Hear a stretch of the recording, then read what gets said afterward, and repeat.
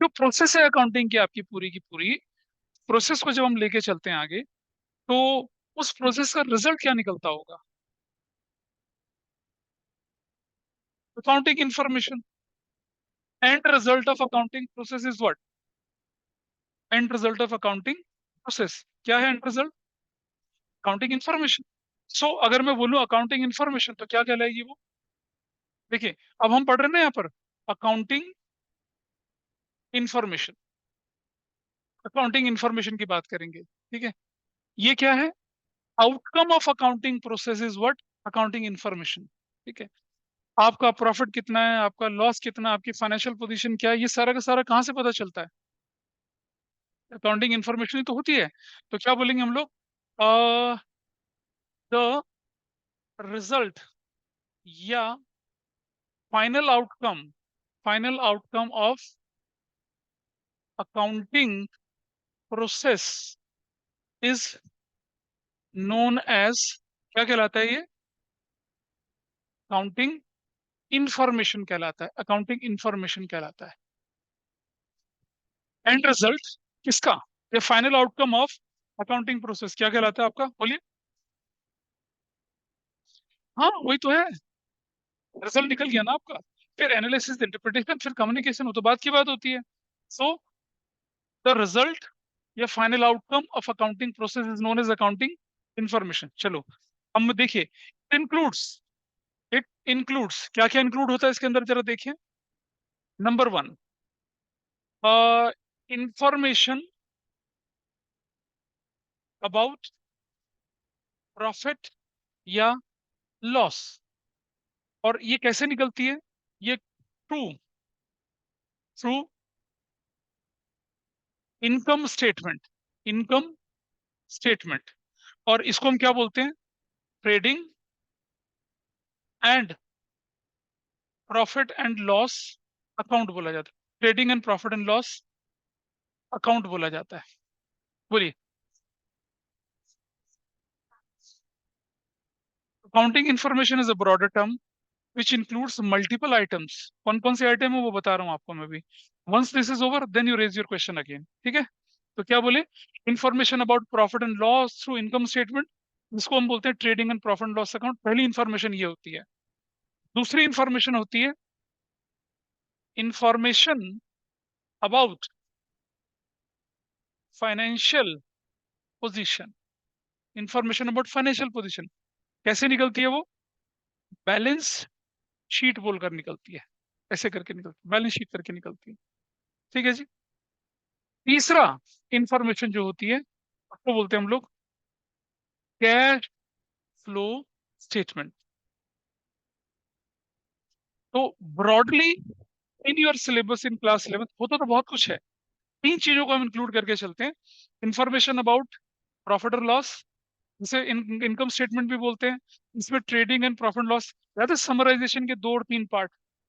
और फिर हमने बोला information about financial position which you got to know through balance sheet, जिसमें आपको पता चलता है आपकी एसेट्स क्या हैं, आपकी लायबिलिटीज क्या हैं, ये सारी की सारी चीजें पता चलती हैं। और तीसरा cash flow statement which is very important for any organisation. चलो मैं बताता हूँ आपको। कभी कोई व्यक्ति कैफे कॉफी डे गया है? क्या करते हैं, गन्ने का जूस मिलता है ना वो तो। नहीं? क्या होता है कैफे कॉफी डे में, बताओ। कॉफी, अलग अलग तरह की कॉफी। और एक और होता है, वो फिरंगी कॉफी का ब्रांड कौन सा है?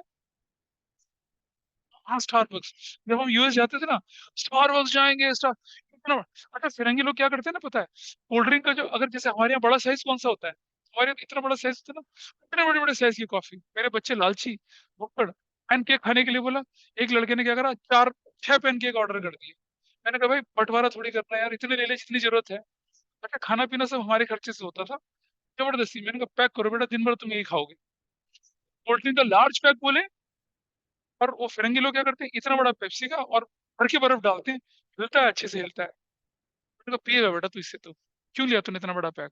कह रहा हमने सोचा सर हिंदुस्तानी लार्ज तो इतना होता है, हमें क्या पता फिरंगी इतना लार्ज देंगे। ऐसा करके कैफे कॉफी डे, जो स्टारबक्स को अच्छा खासा कंपटीशन इंडिया में देता था।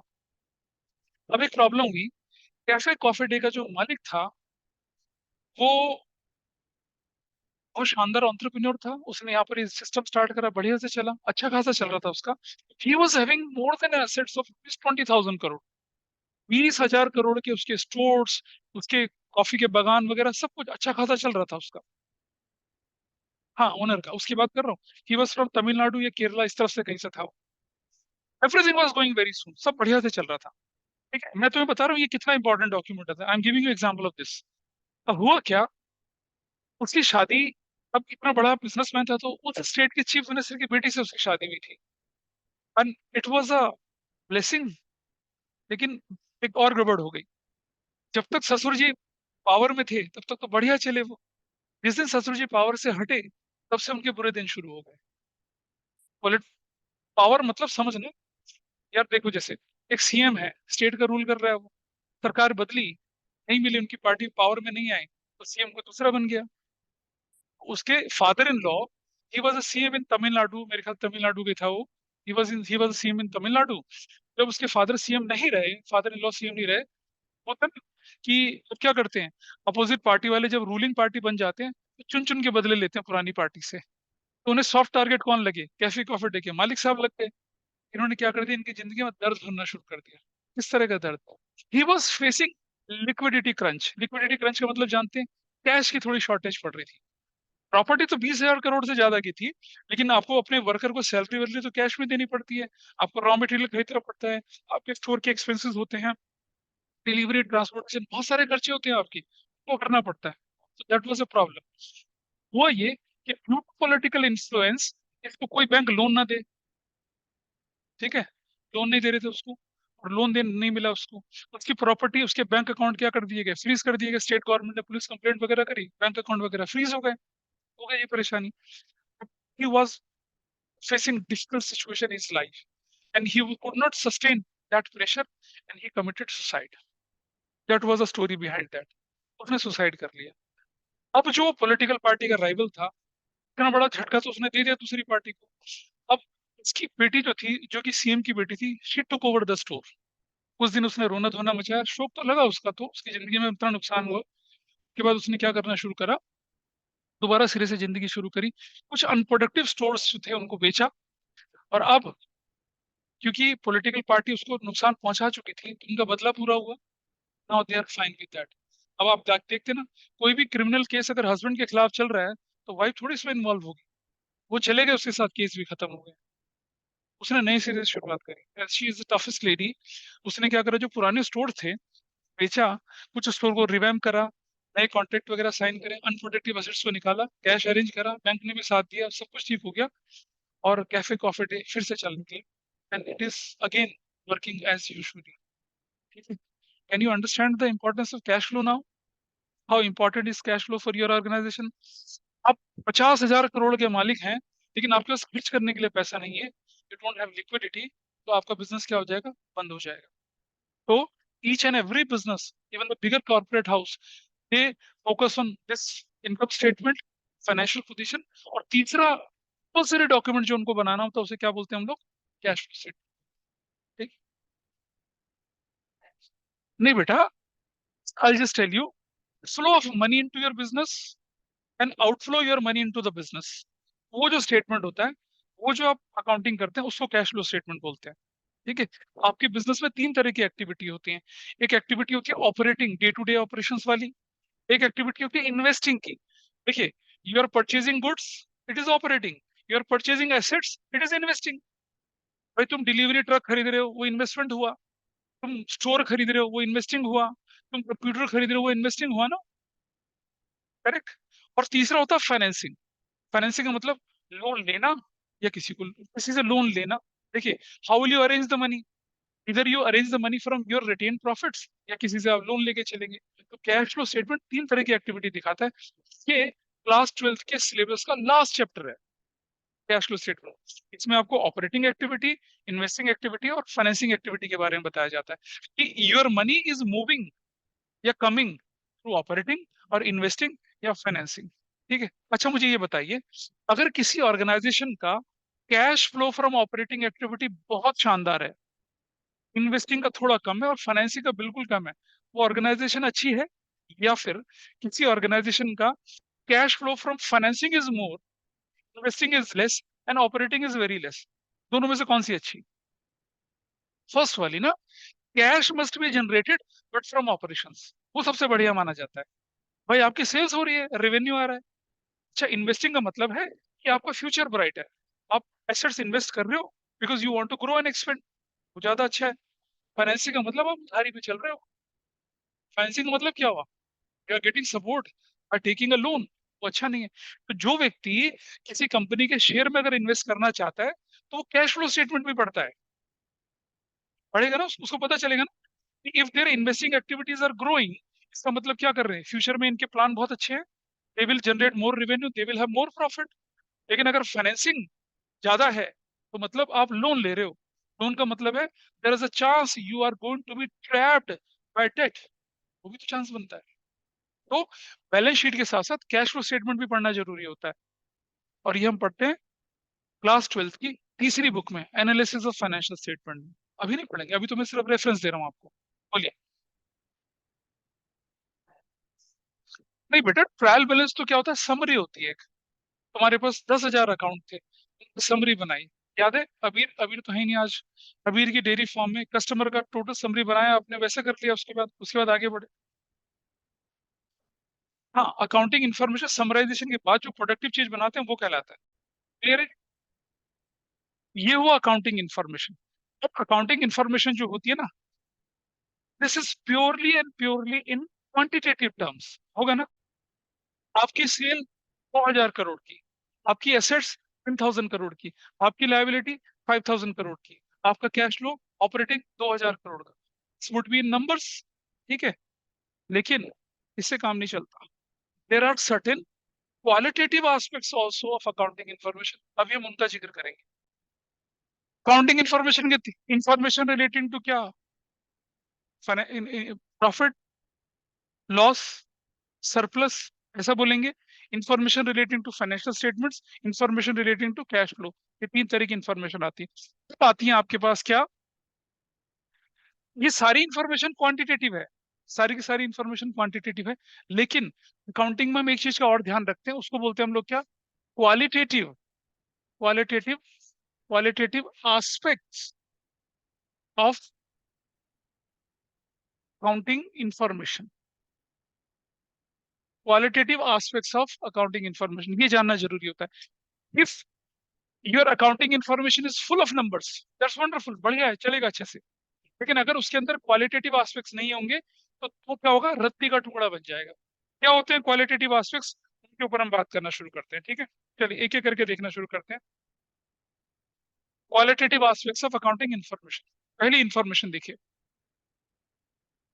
याद है बचपन में आप लोगों ने एक कहानी पढ़ी थी, शेर आया शेर आया शेर आया, होता था।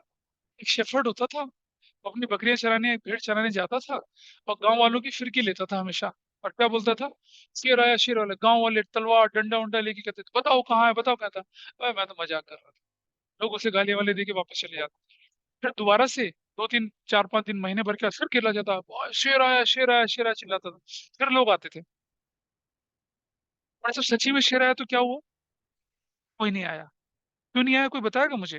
Sorry, can you tell me, क्यों नहीं आया कोई, बताइए।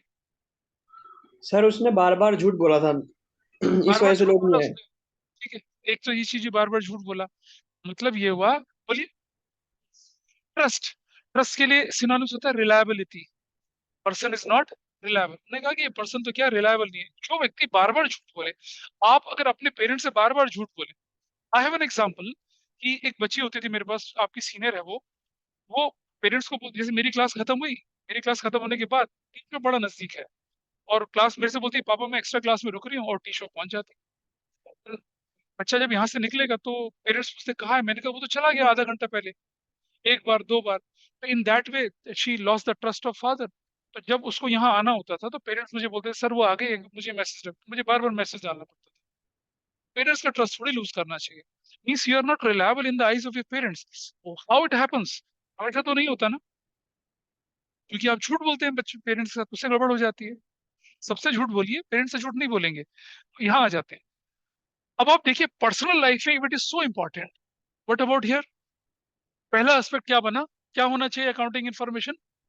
रिलायबिलिटी होनी चाहिए। पहला क्वालिटेटिव एस्पेक्ट क्या है? रिलायबिलिटी होनी चाहिए। ठीक है जी। अकाउंटिंग इन्फॉर्मेशन क्या होनी चाहिए? रिलायबल होनी चाहिए। मतलब इट मस्ट बी ट्रस्टेड। कैसे ट्रस्टेड होनी चाहिए बताइए? Must be. कैसे होगा रिलायबल? अगर क्या होगा, अगर क्या होगा, ये क्या होगा? वेरीफाइबल है। क्या है? वेरीफाइबल है। आप अपने डेटा को वेरीफाई कर सके। भाई हमारा खर्चा हुआ 20,000 का, दिखाओ कैसे? वो 20,000 की बिल रसीद वगैरह दिखाएगा। वेरीफाइबल होना चाहिए। ठीक है। और क्या होना चाहिए? नंबर 2, फ्री फ्रॉम बायस होना चाहिए। बायस की स्पेलिंग क्या होगी रे? BAIS? नहीं, BIAS बनेगा, बेस हो गया वो तो। बायस होना चाहिए, फ्री फ्रॉम बायस होना चाहिए। कैसे होता है फ्री फ्रॉम बायस?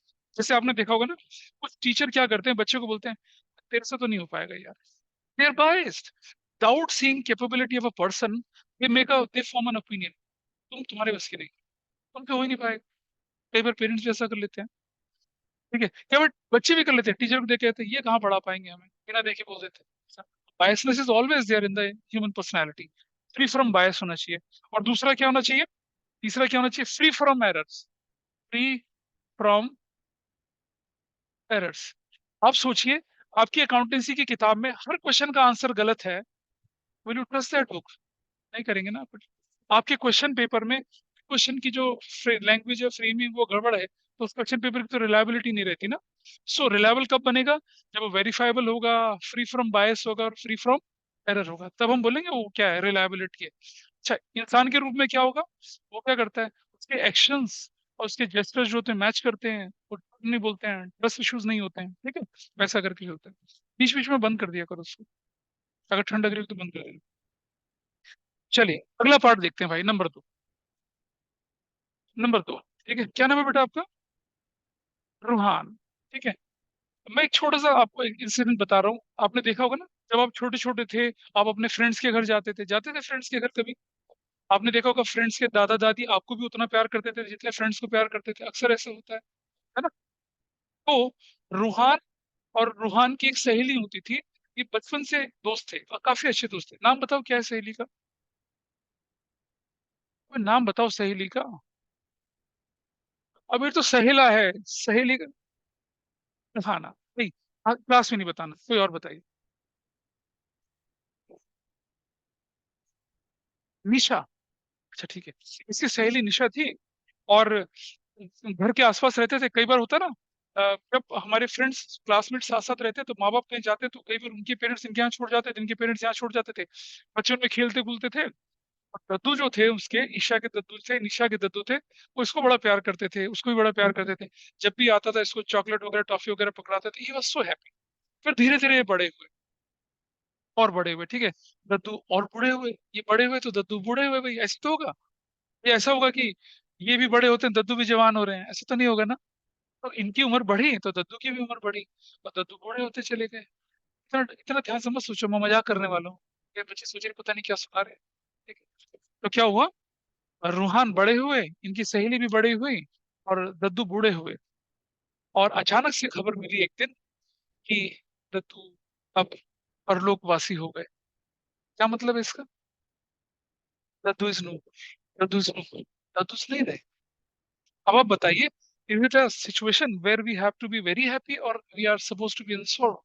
क्या उदासी वाला सिस्टम बना? तो खुशी की कोई बात है ही नहीं है, तो ये तो उदासी वाली बात बनी आपके लिए। ठीक है। अब क्या हुआ कि जब किसी के घर में इस तरह की कोई सिचुएशन होती है तो what we have to do? हम कॉन्डोलेंस के लिए जाते हैं ना, उनके घर में जाते हैं। तो आपने देखा होगा ना, 10 तेरहवीं वेरी होने के बाद घर में, उस एकता कपूर की सीरियल में देखा होगा ना आपने, एक फोटो लगी रहती है और लोग बैठे होते हैं सफेद कपड़ों में, दद्दू के बारे में अच्छा अच्छा बोल रहे होते हैं। वो उस तरह का सीन चल रहा होता है। ठीक है जी। तो रूहान को भी खबर मिलती है, चलो जी दद्दू क्या हो रहे हैं, दद्दू का स्वर्गवास हो चुका है, कॉन्डोलेंस मीटिंग में चले। सब लोग बताते हैं दद्दू ऐसे थे वैसे थे। इसके मन में भी होता है, दद्दू के प्रति बहुत प्यार होता है। ठीक है। तो ये क्या करता है, वहां चला जाता है। जब ये वहां जाता है, पीले रंग की पैंट चटक, लाल रंग की कमीज चटक, गले में भैंसे के जंजीर वाली चेन सोने की, पे लिखा रहता है कूल, 5 उंगलियों में अंगूठियां, जूते ऐसे जैसे काउबॉय स्टाइल के, ऐसे करे तो चाकू बाहर निकलते हैं जूतों में से। ठीक है। इधर बंदूकें ऐसे काउबॉय स्टाइल की मोटी पेटियां रखी हुई हैं, ठीक है। एक गोली की बेल्ट ऐसे, गोली की बेल्ट ऐसे लटका रखी है, ठीक है।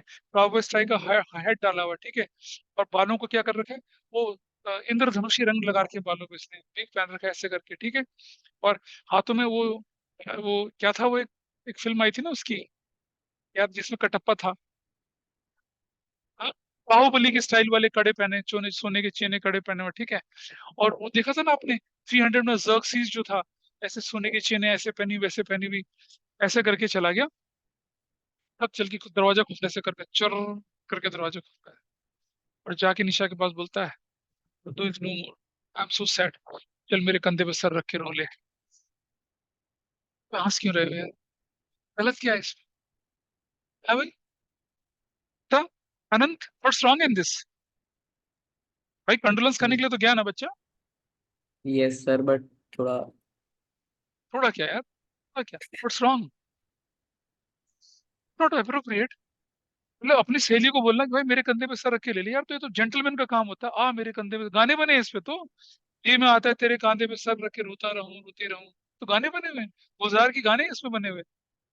तो कह रहे अप्रोप्रिएट नहीं है, कमाल कर रही है हमारे साथ।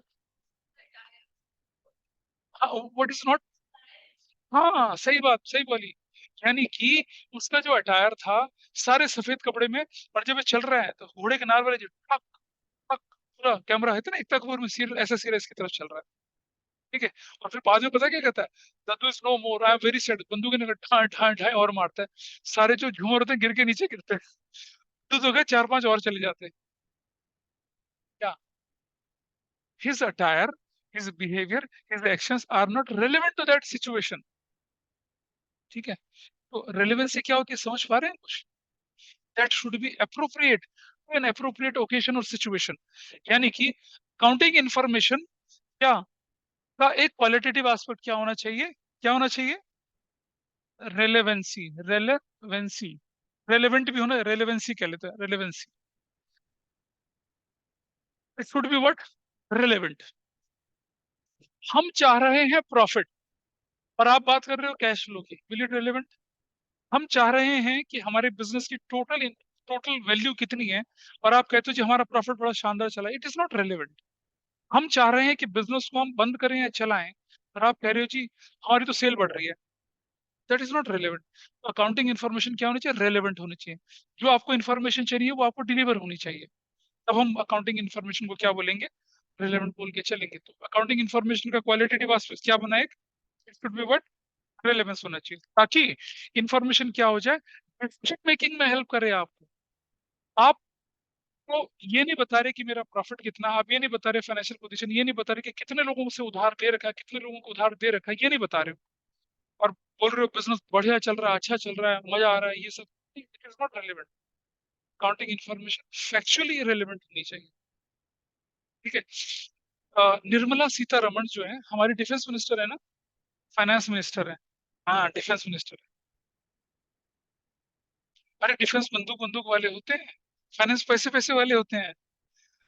निर्मला सीतारमण मैम क्या है, बहुत परेशान हो, मैनिक्योर करवा लेना है, मतलब फाइनेंस मिनिस्टर है। अगर वो बजट में, अगर वो बजट में बोले कि we are going to have a strategic alliance with China at a border conflictation, तो क्या वो ठीक बात कर रही है, नहीं कर रही ना। फाइनेंस मिनिस्टर को तो पैसे की बात करनी चाहिए ना। They should not talk about defence pact, India also enter in Iran and Israel war. कौन बोलेगा, डिफेंस मिनिस्टर बोलेगा, प्राइम मिनिस्टर बोलेगा ना। फाइनेंस मिनिस्टर का क्या रोल है इसमें भाई, तो क्या बोलेंगे इसके अंदर। अगर ऐसे ही एक दूसरे के पार्ट में आप एंट्री करने लग जाए तो क्या हो जाएगी सिचुएशन, ठीक है जी। Prime minister has a power to speak into any department, any ministry, लेकिन फिर अब नितिन गडकरी जो है वो तो होम मिनिस्टर है ना, नितिन गडकरी, मिस्टर नितिन गडकरी, बोलो, होम मिनिस्टर ना। हाँ हाँ, गलत थोड़ी बोल रहा हूँ, गलत। तो फिर अमित शाह क्या करते हैं, मटर छीनते हैं। अमित शाह जी जो है होम मिनिस्टर है, नितिन गडकरी जो minister of road and surface transport है। इतने हाईवे बन रहे हैं नितिन गडकरी जी की कृपा से तो बन रहे हैं। तो अमित शाह बोले कि पुलिसिंग ठीक होनी चाहिए, वो ठीक होनी चाहिए, नितिन गडकरी कहने policing can't interfere in their rules. तो अमित शाह अगर होम मिनिस्ट्री की बात करें दैट इज मोर रेलेवेंट, और नितिन गडकरी जी हाईवेज की बात करें, दैट इज मोर रेलिवेंट। ठीक है जी। तो relevancy is an important factor. ठीक है। अच्छा, इसके बाद क्या होना चाहिए? इसके बाद नंबर 3 होना चाहिए क्या? अंडरस्टैंडेबिलिटी। अंडरस्टैंडेबिलिटी होनी चाहिए। आपने, चलिए देखिए, मैं आपको बताता हूँ। दिस अकाउंटिंग इंफॉर्मेशन ना should be free from technical jargon. Technical jargon क्या कहते हैं? बच्चे बोलते हैं हमने जागरण तो सुना है ना, माता का जागरण होता है जब, जय माता जी तूने बुलाया है हम चले आए शेरा वाली माता, ऐसा करके बोलते हैं ना। What is jargon? जैसे मैं बताता हूँ, चलिए। अच्छा बताइए, मैथ्स में आपने पढ़ा होगा ना अल्फा एंड बीटा, पढ़ा होगा। ठीक है, अल्फा बीटा पढ़ा होगा आप लोगों ने। लेकिन इन्वेस्टमेंट के फील्ड में beta has different meaning. Beta का मतलब थोड़ा अलग होता है, वो अल्फा बीटा मैथमेटिकल बीटा नहीं होता, अलग चीज होती है। ठीक है। और इसी तरह से मैं जैसे एग्जांपल लूं, जैसे आप घर में जब आपका खाना बनता है तो मम्मा क्या यूज करते हैं खाने में? नमकीन बनाने के लिए क्या करते हैं? चीनी डालती हैं क्या? गुड़ डालती हैं? नमक। नमक को अंग्रेजी में क्या कहते हैं? सॉल्ट कहते हैं। ठीक है। लेकिन फार्मास्यूटिकल इंडस्ट्री में सॉल्ट किसे कहते हैं मालूम? हाँ, ना ना सॉरी, नहीं नहीं नहीं नहीं, सॉल्ट कहते हैं combination of chemicals to form a medicine. जैसे कई बार दुकानदार के पास जाते हैं ना, हमने कहा कि हमें ये दवाई कुछ या कोई और पेन किलर दे दीजिए, वो कहता है ये दूसरी वाली ले लो, कहता है सर दोनों का सॉल्ट सेम है, मतलब दोनों का केमिकल बेस सेम। सॉल्ट एक टेक्निकल जार्गन है किसके केस में? फार्मास्यूटिकल इंडस्ट्री के केस में। तो आपकी अकाउंटिंग इंफॉर्मेशन जो होनी चाहिए that should be free from technical jargons. वो ऐसी होनी चाहिए, it can be used by, it can be appropriately used by कौन? Users of accounting information. अभी पढ़ेंगे। इसके बाद अगला टॉपिक है यूजर्स ऑफ अकाउंटिंग इंफॉर्मेशन, उसको इस्तेमाल कर पाए। थोड़ी देर के लिए बंद कर दो। क्या बढ़िया, क्या बढ़िया। तो अकाउंटिंग इंफॉर्मेशन क्या होनी चाहिए? अंडरस्टैंडेबल होनी चाहिए। देखिए, ये जिसको भी इस्तेमाल करनी है उसके लिए वहां पर कुछ ना कुछ मिल जाना चाहिए। इसीलिए जो एनुअल रिपोर्ट बनती है कंपनीज की, वो कैसी होती हैं? They are meaningful, they are understandable by common users. मतलब अब आपने बीए कर रखी है, बैचलर ऑफ आर्ट्स करी हुई है, और आप बोले कि भाई मैं बैलेंस शीट पढ़ पाऊंगा, तो मुश्किल है ना फिर आपके लिए। लेकिन बीए बैचलर ऑफ आर्ट्स आपने कर रखी है, लेकिन आपने क्या करा? ट्रेनिंग ली बैलेंस शीट पढ़ने की, छोटे मोटे शॉर्ट टर्म कोर्सेज करे, then you will be able to read it. ठीक है। इवन कई बार क्या होता है कि बीकॉम ऑनर्स करे हुए, एमबीए बीकॉम ऑनर्स करे हुए बच्चे भी जो होते हैं बैलेंस शीट नहीं पढ़ पाते हैं, क्योंकि उन्होंने बीकॉम ऑनर्स सिर्फ for the sake of clearing exam करा होता है, नहीं पढ़ पाते हैं। तो ऐसा नहीं होना चाहिए। It should be what? Understandable होना चाहिए यूजर्स अप्रोप्रिएटली। नंबर 4, नंबर 4 होती है कंपेरेबिलिटी। कंपेरेबिलिटी। अकाउंटिंग इंफॉर्मेशन क्या होनी चाहिए? कंपेरेबल होनी चाहिए। आप एक साल की इंफॉर्मेशन को दूसरे साल से कंपेयर कर पाए। How will it be possible? बताइए कैसे पॉसिबल होगा ये? कैसे पॉसिबल होगा पता है? हाँ बिल्कुल सही। हाँ, जैसे मान लिया जाए हमारे देश में ना, देखिए, एक अकाउंटिंग के दो अप्रोच हैं वर्ल्ड में। एक को कहते हैं अमेरिकन अप्रोच, एक को कहते हैं British approach. British approach traditional है, अमेरिकन अप्रोच मॉडर्न अप्रोच है। तो अमेरिकन अप्रोच क्या है? मॉडर्न अप्रोच है। ब्रिटिश ट्रेडिशनल अप्रोच है। ठीक है जी। अब क्या होता है पता है? जहां जहां अमेरिका का इन्फ्लुएंस है वहां तो चलती है क्या? American approach. और जहां ब्रिटिश का, जैसे ऑस्ट्रेलिया कनाडा में चलती है ब्रिटिश अप्रोच, यूएसए में मैक्सिको वगैरह में इस तरफ चलती है कौन सी वाली? American approach. हम तो क्या है, खिचड़ी लोग हैं। हमारी तो इकोनॉमी भी मिक्स्ड है, मालूम है ना। ना सोशलिस्टिक है ना कैपिटलिस्टिक है, हमारी तो इकोनॉमी भी मिक्स्ड है। तो हम क्या बनाते हैं? मिक्स अप्रोच है। यहाँ हिंदुस्तान में अमेरिकन और ब्रिटिश दोनों अप्रोच पढ़ते हैं। जब मैं आपको जनरल एंट्री पढ़ाना शुरू करूंगा ना, मैं आपको अमेरिकन ब्रिटिश दोनों बचाऊंगा। इसका इसका फायदा क्या होता है पता है? अगर हमारा स्टूडेंट ऑस्ट्रेलिया कनाडा जाए, वहां भी टॉपर बनता है, यूएसए जाए वहां भी टॉपर बनता है, उसने तो दोनों अप्रोच पढ़ी होती है। ऑस्ट्रेलियन बंदे को यूएस में बड़ी परेशानी होगी, क्योंकि वो तो अलग तरह की अकाउंटिंग पढ़ के आया है। ठीक है। लेकिन हिंदुस्तानी लोग, इसलिए क्या होते हैं, हिंदुस्तानी लोग जो होते हैं हर जगह सक्सेसफुल होते हैं। वो चाहे यूएस चले जाए, चाहे कनाडा, कहीं कहीं भी चले जाएं। हमारे स्टूडेंट ऑस्ट्रेलिया में टॉपर बनते हैं, अपनी यूनिवर्सिटी टॉपर बनते हैं अकाउंटिंग के अंदर। कहते हैं सर क्या पढ़ाते हैं, वो कुछ भी नहीं पढ़ा रहा, उनकी कोई अकाउंटिंग ही नहीं होती है, मजाक मजाक चल रहा होता है। और हम तो देखना भी 12th में कितनी घिसाई करेंगे तुम लोगों की। Got it? डरो मत। घिसाई का मतलब है कंसेप्चुअली पढ़ाएंगे। सो अगर आपने एक साल बनाया ब्रिटिश अप्रोच से और एक साल अकाउंटिंग करी अमेरिकन अप्रोच से, तो भाई कंपैरिजन कैसे होगा? कंपैरिजन तो दोनों अप्रोच अलग अलग हैं, तरीका अलग है। ठीक है। ट्रेडिशनल अप्रोच कहती है कि अकाउंटिंग 3 तरह की है, रियल, पर्सनल और नॉमिनल। और अमेरिकन अप्रोच कहती है अकाउंटिंग होंगे एसेट्स होगी, लायबिलिटी, कैपिटल, रेवेन्यू और आपका एक्सपेंडिचर। वो 3 तरह से बोलता है, ये 5 रूल बनाते हैं इनके, फर्क पड़ेगा ना दोनों में। सो कंपैरेबिलिटी होना चाहिए। बिल्कुल। आपकी 1 साल की अकाउंटिंग और दूसरे साल की अकाउंटिंग, तीसरे चौथे पांचवें 10 साल की अकाउंटिंग अमेरिकन से चले या ब्रिटिश से चले या हिंदुस्तानी जो लोग हैं अपने तरीके से चले। हम अपने देश में कंपनीज एक्ट 2013 के हिसाब से अकाउंटिंग करते हैं, इनकम टैक्स एक्ट के हिसाब से अकाउंटिंग करते हैं, हमारा तो उस हिसाब से चलेगा। इसीलिए इंडिया में जो चार्टर्ड अकाउंटेंट है वो यूएस में, कनाडा में नहीं सक्सेसफुल है, नहीं सक्सेसफुल है। लेकिन मैंने बताया था ना, चार्टर्ड अकाउंटेंट फाइनेंशियल अकाउंटिंग का एक्सपर्ट। लेकिन जो कॉस्ट अकाउंटेंट है, कॉस्ट एंड मैनेजमेंट अकाउंटेंट है, वो तो पूरे ग्लोब में क्या है, सक्सेसफुल है। क्योंकि उनका उनका एरिया कॉस्टिंग है, और कॉस्टिंग तो चाहे यूएस हो अमेरिका में हर जगह जरूरत होती है। लेकिन चार्टर्ड अकाउंटेंट जो होता है वो तो इंडियन लॉ के हिसाब से एक्सपर्ट है। तो अगर आपको यूएस में जाना पड़ेगा तो आपको कुछ एडिशनल पेपर पास करने पड़ेंगे, तब जाके आपको सीपीए की डिग्री मिलेगी। और जो यूके की चार्ट, उसको बोलते हैं chartered accountants of England and Wales. क्या बोलते हैं?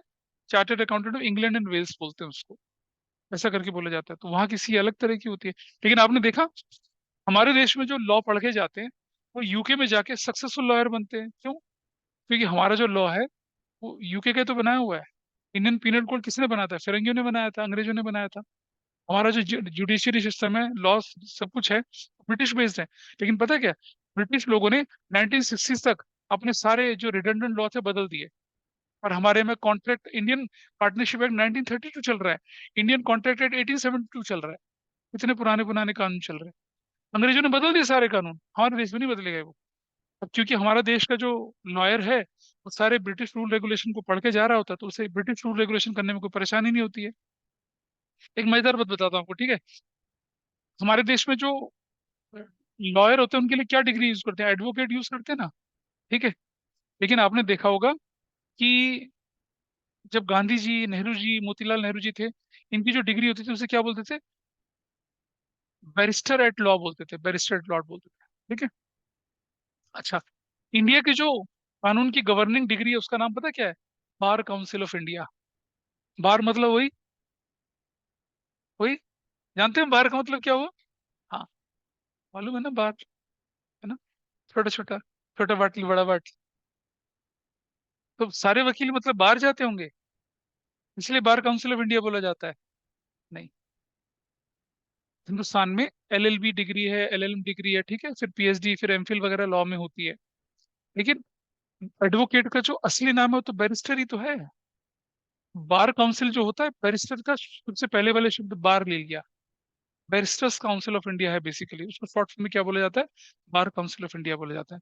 तो जो लॉयर की डिग्री है उसे बैरिस्टर एट लॉ बोला जाता है पहले वाले टाइम पे। अब तो बोलता ही नहीं कोई ऐसा, अब तो एडवोकेट बोलते हैं उसको। ठीक है? तो इसीलिए बार काउंसिल ऑफ इंडिया उसको बोला जाता है। Anyway, let's come to the point.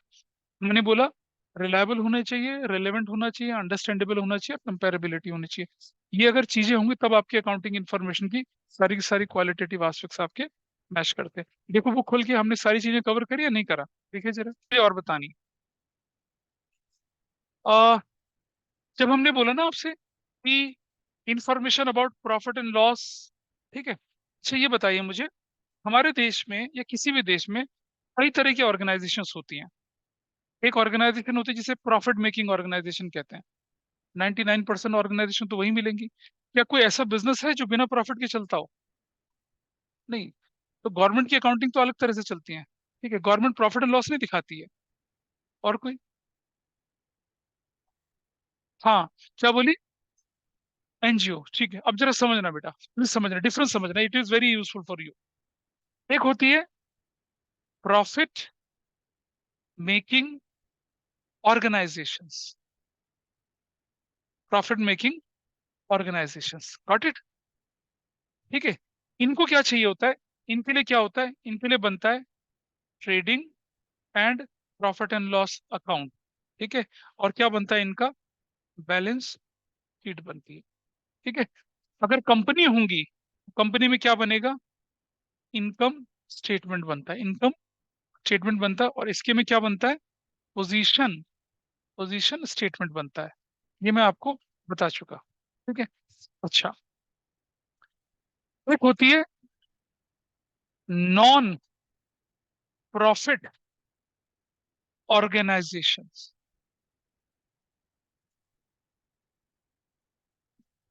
Non profit organisations ये क्या होती है?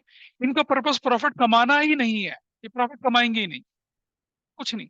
चैरिटेबल है बिल्कुल, गुरुद्वारा का ट्रस्ट वगैरह जो है बिल्कुल चैरिटेबल है। क्या कहलाते हैं ये? एनजीओज हैं। ठीक है, और क्या है? चैरिटेबल, चैरिटेबल ट्रस्ट है। ना प्रॉफिट ना लॉस, कुछ नहीं। ना प्रॉफिट होता ना इनका लॉस होता, कुछ नहीं होता। ये क्या करते हैं? इनके सिर्फ क्या होते हैं, इनके देखे जाते हैं, इनके क्या देखे जाते हैं? इनके देखे जाते हैं इनकम एंड एक्सपेंडिचर देखे जाते हैं, इनकम एंड एक्सपेंडिचर देखे जाते हैं। ठीक है, और बैलेंस शीट तो ये भी बनाते हैं, लेकिन फॉर द नेम सेक बनाते हैं। बैलेंस शीट इनकी भी बनती है, लेकिन ये प्रॉफिट एंड लॉस नहीं लिखते। ये क्या लिखते हैं? इनकम एंड एक्सपेंडिचर लिखते हैं एनजीओ का। Donations, charitable fund, government grants, ये सारी चीजें चलती हैं। हाँ, वैसे ही होना चाहिए। प्रॉफिट लॉस कुछ नहीं होता उनका। इनकम एक्सपेंडिचर जितना है उतना खर्च कर देते हैं लोग। बिजनेस कहाँ से आया बेटा? बिजनेस थोड़ा ही डोनेशन पे चलती है। गेट मिलिंडा फाउंडेशन, याद है? अरे भैया, बिल गेट्स और उसकी बीवी ने मिलकर गेट मिलिंडा गेट फाउंडेशन बनाया है, कि पूरे ग्लोब में, पूरे वर्ल्ड में cancer awareness among womens, specially breast cancer के बारे में क्या करते हैं, वो ऑर्गेनाइजेशन करते हैं। तुमने देखा होगा ना, रेड रिबन वैन जो चलती है, वो गेट मिलिंडा फाउंडेशन की तो है, वैसा करके चलती हूँ। Got it? तो इनका प्रॉफिट लॉस कुछ नहीं होता, इनका कुछ भी नहीं होता। प्रॉफिट कमाना ही नहीं है, जो आएगा उसे खर्च कर देना है। अच्छा, एक होती है क्या? Not for profit, not for profit organisation. ये कोई बताएगा नहीं आपको 11th में, लेकिन मैं बता रहा हूँ, क्योंकि I just want clarity. Not for profit organisations, ये समझिएगा क्या होता है। इनको ये कैसे होते हैं? जैसे मान लो कि आपने देखा होगा कि जो फैमिली वाले लोग होते हैं उन्हें घर किराए पे मिल जाते हैं। बैचलर्स को लोग घर किराए पे नहीं देते हैं। नहीं देते हैं बैचलर्स को, बोलते हैं फैमिली वाले को घर देंगे किराए, बैचलर्स को नहीं देते हैं वो लोग। तो क्या नाम है आपका? अबीर। अबीर ने डिसाइड करा मैं अखंड ब्रह्मचारी रहूंगा, मैं घर वर नहीं बसाऊंगा। ठीक है, बसा लेना, मैं एग्जाम्पल ले रहा हूँ। तो इसने कहा नहीं बनाऊंगा। तो क्या हुआ? अब इसने देखा कि बैचलर्स की जिंदगी में बड़े दर्द होते हैं, लोग उन्हें सस्पिशियस निगाहों से देखते हैं, घर नहीं देते, सोसाइटी के अंदर उनको घुसने नहीं देते। इसने क्या करा? बैचलर्स क्लब ऑफ नोएडा बना दिया। ठीक है, और नोएडा के अथॉरिटी के सीईओ भी बैचलर ही थे। तो जब मिले दो यार, तो बढ़िया, अच्छा हो गया। तो उन्होंने एक प्लॉट भी, जमीन भी दे दी। सेक्टर 144 में एक 20 एकड़ का जमीन प्रोवाइड कर दी उसको, हॉस्टल लोगों से चंदा वंदा लेके उन्होंने मतलब रेजिडेंशियल कॉम्प्लेक्स बना दिया, बैंक्वेट हॉल बना दिया, जिम पूल स्विमिंग वगैरह सब बना दिया। ठीक है, बैचलर उसके अंदर क्या रहेंगे? मेंबर बनेंगे, सिर्फ बैचलर मेंबर बनेंगे। ठीक है, जिसकी शादी हो जाएगी क्लब छोड़ के जाएगा। राइट? और हर बैचलर क्या करता है? डोनेशन देता है। ठीक है जी। अब मुझे बताइए, अब वो जो क्लब की मेंटेनेंस होगी, जो स्विमिंग पूल की मेंटेनेंस होगी, जो बार और रेस्टोरेंट की मेंटेनेंस, वहां तो कर्मचारी आएंगे ना, तो वो फ्री में काम करेंगे क्या? पैसा तो वो भी लेंगे। तो ये जो ऑर्गेनाइजेशन होती है, their sole purpose is not to earn profit, but in order to maintain their activities they earn minor profit. Cold drink की एक बोतल अगर मैन्युफैक्चरर से 20 रुपए में आ रही है, तो सिनेमा हॉल वाला उसे 50 रुपए में बेच रहा है। लोकल शॉप वाला उस पर जो प्रिंट प्राइस है, मान लो 25 पे बेच रहा है। तो ये अपने एम्प्लॉयज को, अपने जो मेंबर्स को 22 रुपीज में, सिर्फ 2 रुपए का, 1 रुपए का प्रॉफिट रखते हैं, ताकि वेटर हो गया, लाइफ गार्ड हो गया, उनकी सैलरी कर सके। इन्हें क्या बोलते हैं हम लोग? नॉट फॉर प्रॉफिट ऑर्गेनाइजेशन होते हैं। तो ये क्या करते हैं? ये दो तरह के अकाउंट बनाते हैं। एक को कहते हैं क्या? Income and expenditure account, income and expenditure account. और एक ये बनाते हैं क्या? Balance sheet, balance sheet. अच्छा, इनकम एक्सपेंडिचर अकाउंट में पता क्या दिखता है इनके पास? इनको दो चीजें दिखती हैं। एक को बोलते हैं हम लोग क्या? अगर प्रॉफिट हो गया तो क्या बोलेंगे उसको? ये सरप्लस बोलते हैं। क्या बोलते हैं इसको? सरप्लस। और लॉस हो तो क्या बोलेंगे? डेफिसिट। ये प्रॉफिट एंड लॉस शब्द इस्तेमाल नहीं करते हैं, क्योंकि प्रॉफिट कमाने के लिए नाम क्या है? Not for profit. तो समझिए, हम कौन सी अकाउंटिंग पढ़ेंगे? हम इनकी अकाउंटिंग पढ़ेंगे। हम प्रॉफिट भी दिखाएंगे, लॉस भी दिखाएंगे, फाइनेंशियल पोजीशन भी दिखाएंगे। हम एनजीओ की अकाउंटिंग नहीं पढ़ेंगे, जहां प्रॉफिट लॉस होता ही नहीं है, सिर्फ इनकम एक्सपेंडिचर जो आया और जो गया वो होता है। और ये नॉट फॉर प्रॉफिट नहीं पढ़ेंगे। ये 12th के सिलेबस में था, लेकिन नहीं है, ये सीयूटी के सिलेबस में है। इसमें क्या पढ़ते हैं? प्रॉफिट लॉस अकाउंट की जगह क्या आ जाता है, इनकम एक्सपेंडिचर अकाउंट आ जाता है। प्रॉफिट लॉस की जगह क्या आ जाता है, रिजर्व्स, सॉरी, सरप्लस और डेफिसिट आ जाता है। बैलेंस शीट तीनों में बनती है, क्योंकि बैलेंस शीट का प्रॉफिट से कोई लेना देना होता नहीं है। कितनी एसेट्स है, कितनी लायबिलिटी है, देखो बेटा, एसेट्स लायबिलिटी तो इसकी भी होगी, एसेट्स लायबिलिटी तो एनजीओ की भी होगी, है ना, और इसकी भी होगी। बहुत फर्क है। एनजीओ का पर्पस तो प्रॉफिट कमाना है ही नहीं। They will not even talk about, think about profit at all. ये थोड़ा सा प्रॉफिट कमाएंगे in order to maintain their day to day expense, वो फर्क है। और ये तो फुल फ्लेज प्रॉफिट कमाएंगे। चैरिटी होगी होगी, लेकिन प्रॉफिट कमाना इनका क्या है, प्राइमरी ऑब्जेक्टिव है। Got it. तो जब आप लोग क्या करेंगे, जब आप लोग बुक पढ़ेंगे ना, जब आपके पास बुक आएगी, जब आप बुक पढ़ेंगे, तो वहां पर ना, ये जब अकाउंटिंग इंफॉर्मेशन के बारे में लिख रखा है, accounting information relating to profit और सरप्लस, तो प्रॉफिट आपको समझ में आया। अगर सरप्लस बोल रहे हैं तो किसकी बात कर रहे हैं ये। अगर हम प्रॉफिट की बात करें तो प्रॉफिट मेकिंग की कर रहे हैं, और अगर हम सरप्लस की बात करें तो किसकी कर रहे हैं, नॉट फॉर प्रॉफिट की बात कर रहे हैं। तो आपकी बुक में एक एक शब्द लिखा है सरप्लस, उसको बताने के लिए मुझे आपको ये सब बोलना पड़ा। अदरवाइज टीचर बोलते हैं, नॉर्मली बोल ही देते हैं, यार प्रॉफिट ही सरप्लस होता है। लेकिन प्रॉफिट प्रॉफिट मेकिंग ऑर्गेनाइजेशन के लिए होता है, सरप्लस नॉट फॉर प्रॉफिट के लिए होता है। और नॉन प्रॉफिट तो सरप्लस प्रॉफिट में बिलीव ही नहीं करते हैं, जितना आएगा खर्च कर देंगे, वैसा करके होता है। गेट मेलिंडा फाउंडेशन को अगर इंडिया वाले चैप्टर में $10 मिलियन का असिस्टेंस मिला, तो वो $10 मिलियन खर्च कर देते हैं। $15 मिलियन खर्च नहीं करेंगे वो, ना 14 मिलियन खर्च करेंगे, जितना है उतना खर्च करेंगे, पूरा खर्च कर देते हैं। उनको इंस्ट्रक्शन होते हैं कि पूरा खर्च करिए, आपको बचाना कुछ नहीं है, आपको यूज करना है फंड का, क्योंकि वो तो सोसाइटी के वेलफेयर के लिए चल रहा है। Is that fine? ठीक है। तो अकाउंटिंग इंफॉर्मेशन क्या बताई थी हमने, वो हुआ। उसके उसके अंदर क्या क्या चीजें इंक्लूड होती हैं उसके बारे में बात करी। और ये हमने बोला इससे क्या होते हैं, क्वालिटेटिव एस्पेक्ट्स कौन कौन से होते हैं, ये हमने बोला। ठीक है, थोड़ा टॉपिक को अब आगे बढ़ाएं।